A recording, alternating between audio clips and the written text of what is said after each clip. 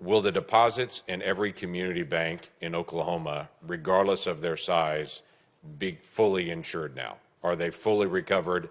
Every bank, every community bank in Oklahoma, regardless of the size of the deposit, will they get the same treatment that SVBP just got or Signature Bank just got?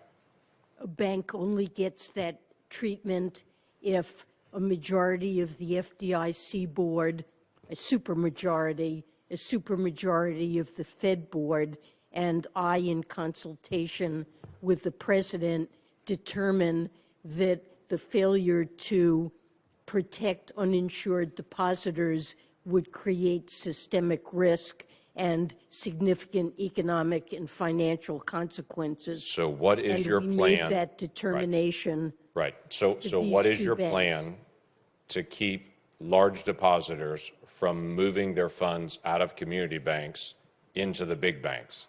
We have seen the mergers of banks over the past decade. I'm concerned you're about to accelerate that by encouraging anyone who has a large deposit in a community bank to say, we're not going to make you whole, but if you go to one of our preferred banks, we will make you whole at that point. Look, I mean, that's certainly not something that we're encouraging. That is happening right now.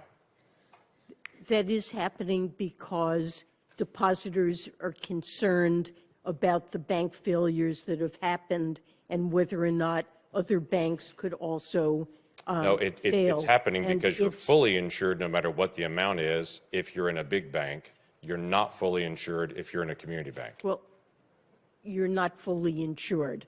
And you were at Signature, and it just barely met that threshold. You were at Signature.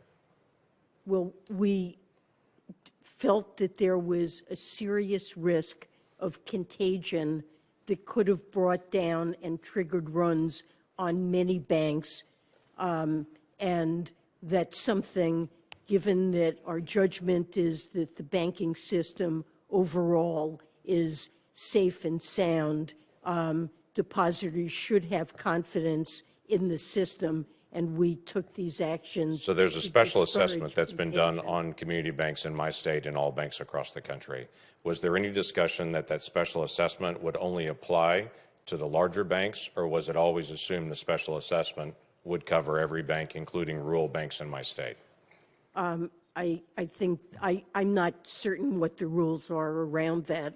That's for the FDIC to determine. It has been reported publicly that SVB had a large number of Chinese investors that are there, including some that were companies directly connected to the Chinese Communist Party.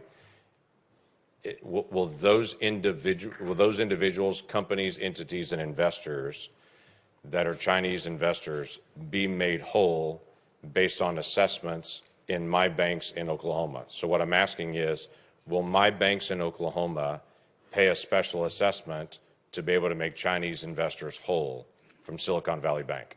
Uninsured investors will be made whole in that bank, and I suppose that could include foreign depositors, but I don't believe there's any legal basis to discriminate among uninsured. I get it, but I'm just saying that my community banks are going to pay this additional fee. It is always fascinating to me as well, the conversation that taxpayers are being made whole in this, that taxpayers are not going to have any kind of consequence on this.